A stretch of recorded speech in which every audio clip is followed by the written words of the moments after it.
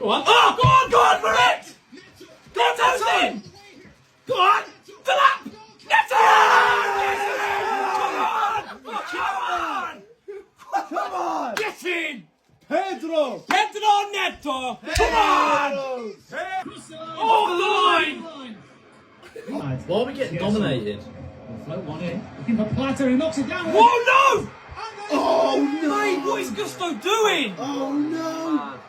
Oh dear! Are you mad? Why are we playing like fucking shit?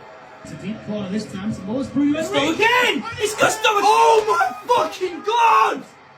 Oh my fucking god! Get Gusto off, man! Why has he not come off in the fucking first place? Oh, bro, I swear to fucking god, we're actually dead.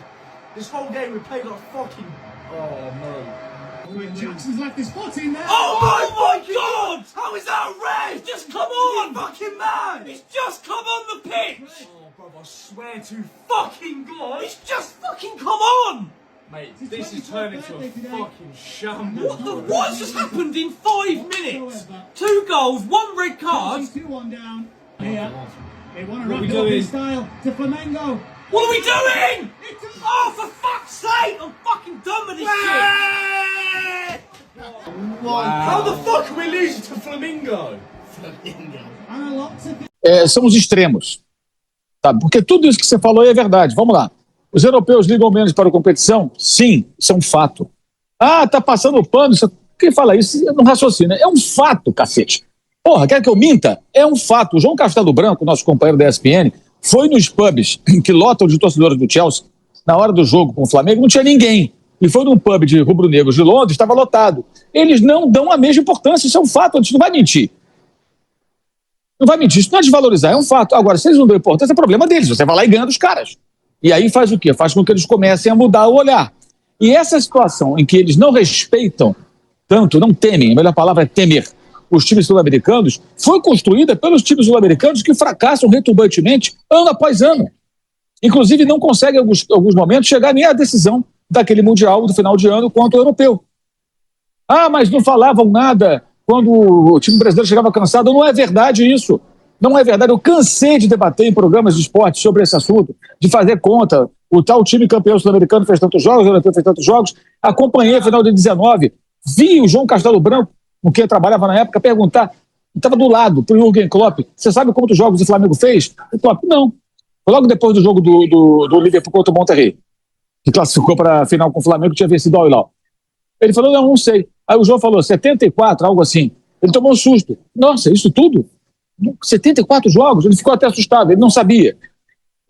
Se falava sobre, sempre se falou sobre isso. Não é verdade que não se falava. E claro que sempre foi colocado nas análises sensatas, sim. Nas análises idiotas, translocadas, evidente que não. Mas quem pensa em futebol de forma razoável sempre falou isso. Olha, gente, na verdade, o time chega... Claro, o Botafogo não chegou cansado contra o Pachuca. Claro que chegou.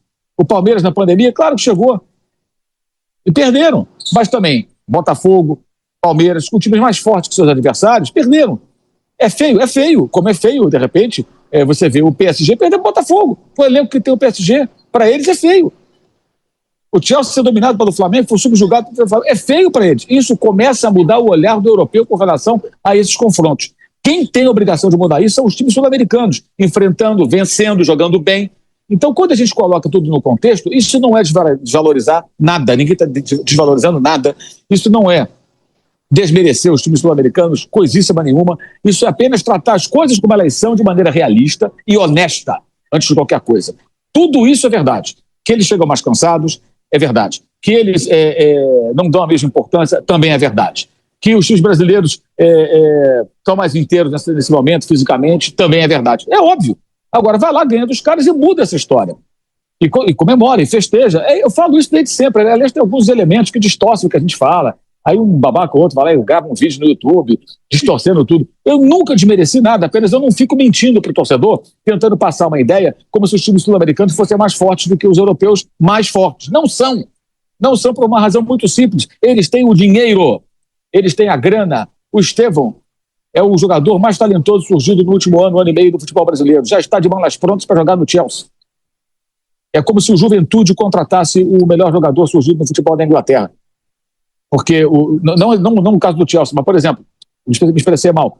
os dois volantes campeões da Libertadores, João Gomes do Flamengo 22 e André pelo Fluminense 23. Os dois jogam no Wolverhampton. É como se o Juventude aqui no Brasil contratasse os dois volantes jovens que estivessem sendo convocados para a seleção da Inglaterra.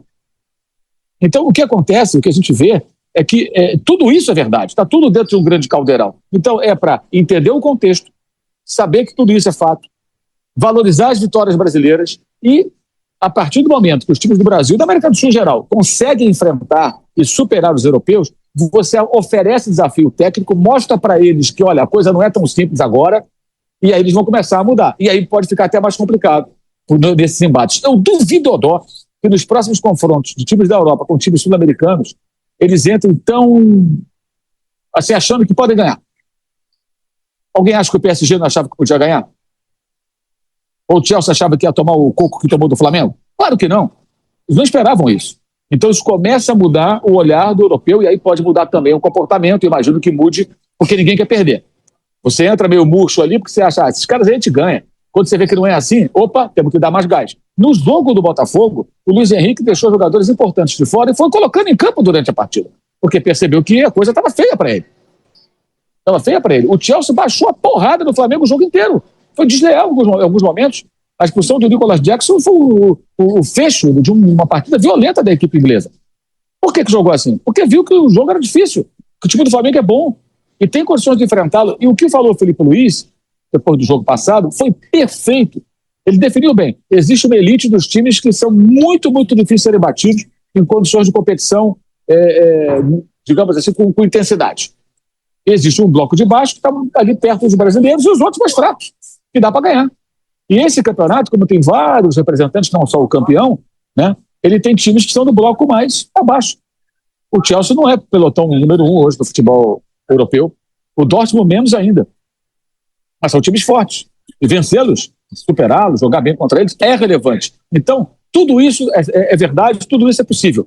Entender o contexto, ter a noção de que para eles esse torneio não tem a importância que tem para nós, sul-americanos, entender que de fato eles estão esgotados, como os brasileiros chegavam esgotados. Isso era falado na época, isso tem que ser falado agora, porque é um fato. Nós somos jornalistas, temos que trabalhar com os fatos. Né? E isso são fatos. Tem que ser colocado no contexto. E, ao mesmo tempo, valorizar as vitórias de equipes que, embora estejam mais inteiras fisicamente, embora estejam mais adaptadas ao calor, eu estou aqui em Orlando, um calor infernal, elas são tecnicamente inferiores, com menor investimento e conseguem enfrentar e superar. É isso.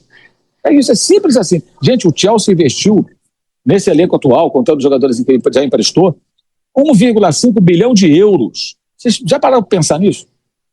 Multiplica isso por 6 e alguma coisa. Dá para pagar a dívida do Corinthians, do São Paulo, do Fluminense, do Vasco, do Clube Social do Botafogo, do Internacional, sei lá. É uma loucura, é uma disparidade absurda. E é claro que eles conseguem contratar jogadores que são os melhores, tem times mais fortes, tem os melhores técnicos, tem campeonatos mais organizados, jogam menos partidas por temporada.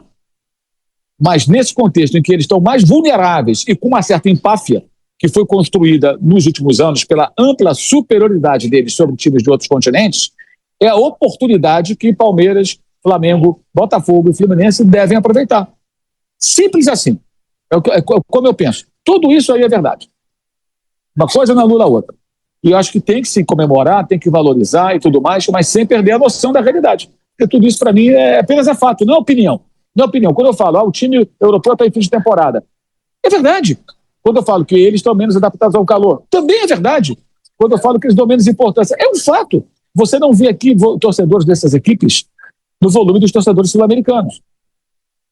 O Bayern não tem torcida?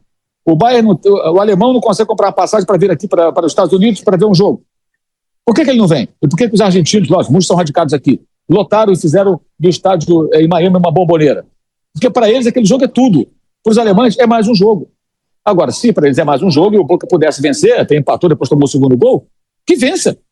Dane-se se eles não estão ligando. Isso é outra história. Problema deles. Agora, acho que vai mudar. Acho que a partir desses últimos resultados vai mudar. Duvido que um europeu entre em campo contra o Botafogo agora, achando que vence como quiser. Duvido que um europeu enfrente o Flamengo agora, pensando, peraí, esse time a gente ganha. Não. E vale para o Fluminense e vale para o Palmeiras. Que também fazem campanhas importantes e que, lógico, você olha para um e fala, esses times do Brasil não são brincadeira. Gente, dá para comparar muito com o basquete americano, que ganhava com times universitários a medalha de ouro olímpica com o pé nas costas. Até que um dia, no Pan-Americano, o Brasil ganhou em Indianápolis, dos Estados Unidos, em 87. E depois eles começaram a ter dificuldades nos Jogos Olímpicos, no Mundial de Basquete, e aí passaram a fazer o quê? Dream Team.